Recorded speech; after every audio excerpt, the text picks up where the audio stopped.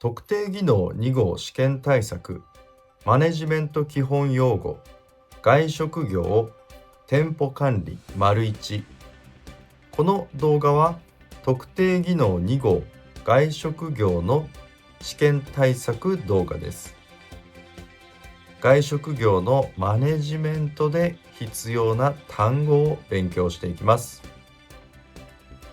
この動画の対象者は特定技能2号外食業分野で取得をしたいと考えている人、また特定技能1号で働いている人、特に外食業で働いている人、またこれから日本で外食業特定技能1号の外食業で働きたいと考えている人にもぜひ見ていただきたいなと思います。この動画の内容はマネジメントで必要な言葉を勉強していきます。外食業2号ですね。非常にたくさんの言葉を覚える必要があります。この動画を繰り返し見て単語を勉強、そして覚えてみてください。それでは早速1つ目。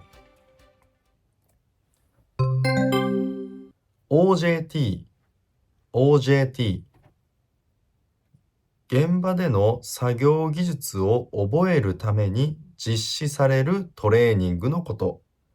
原則として教えるトレーナーと教わるトレーニーとのマンツーマン、一人対一人で訓練します。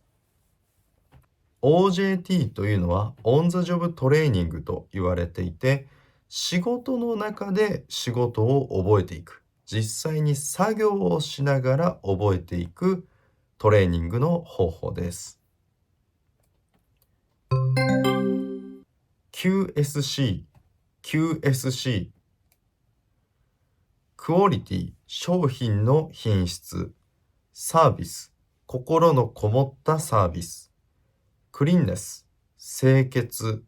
この3つの言葉の頭文字を取った言葉です。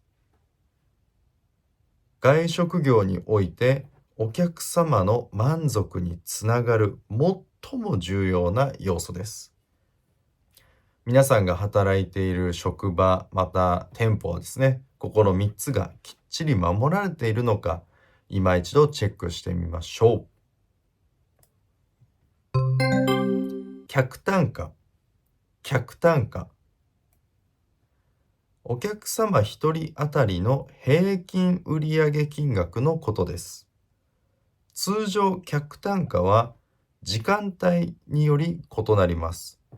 お昼のランチタイム、あるいは夜のディナータイム、この時間帯の違いによって客単価というものは異なります。その客単価が1日のトータルで出てきている単価なのか、あるいはランチタイムのものなのか、それともディナータイムのものなのか、どの客単価なのかというところもきちんとチェックする必要があります。原価率。売上高に占める食材の原価の割合。人件費と並び店舗で最優先に管理される費用です。店舗の責任者によって管理されます。こちらの原価率の算出方法としては、原価割る売上高イコール原価率という形になります。こちらの原価率の割合が、どれくらいなのかというのは、店長あるいは店舗の責任者としては必要な考え方、視点になりますので、原価率きちんと覚えてみましょう。人事売上高。社員アルバイトを含めた1人1時間あたりの売上高のことです。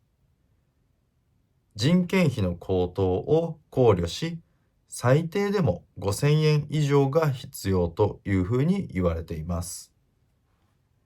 算出方法としては、売上高割る総労働時間数イコール任次売上高。こちらの数値が出てきます。なかなか聞いたことがない言葉かとは思うので、きちんと理解して覚えてみてください。任次生産性、任次生産性。社員・アルバイトを含めた1人1時間あたりの粗利益。粗利益というのはその利益のことですね。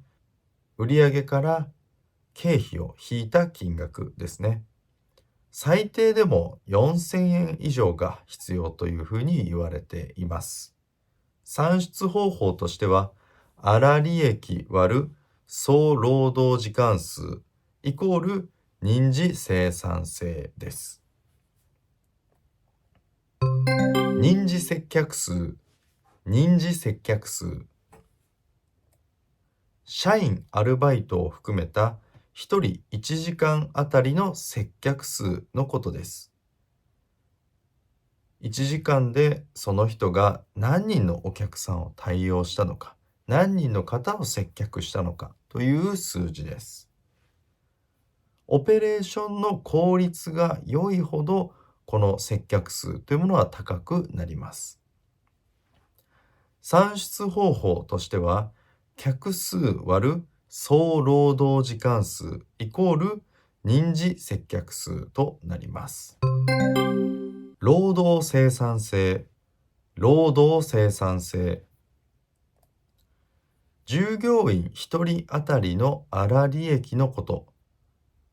こちらは高いほど良いとされています。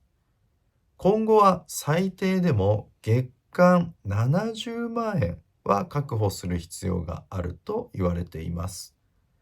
通常、労働生産性というのは月間でいくらくらいなのか、月何万円というような形で月間を単位として表現されます。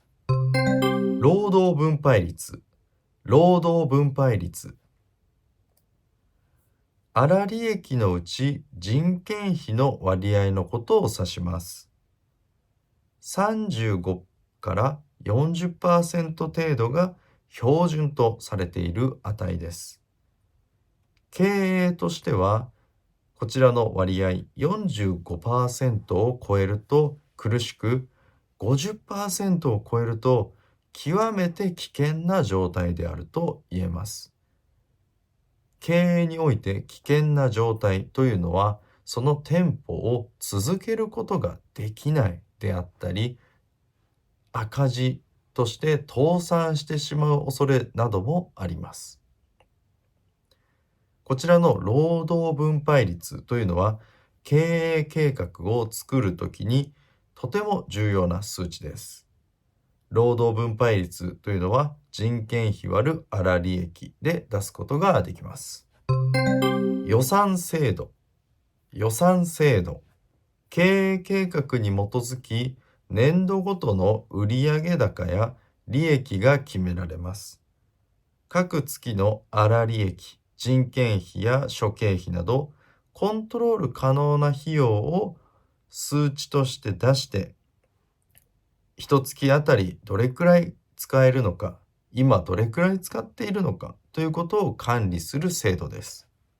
決められた予算、計画を立てた予算通りに1年が進んでいるのか、それともその予算よりも今超えてしまっているのか、予算よりも低く抑えられているのか、そういったところを店舗の管理する立場としては考えていく必要があります。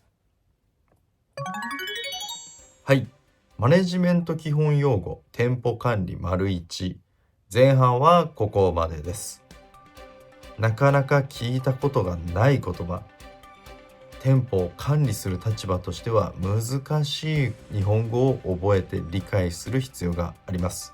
ですので単語は毎日勉強しましょう。そして最後になりますが、いいねとチャンネル登録を忘れずにお願いいたします。後半もお楽しみに。それでは勉強を頑張りましょう。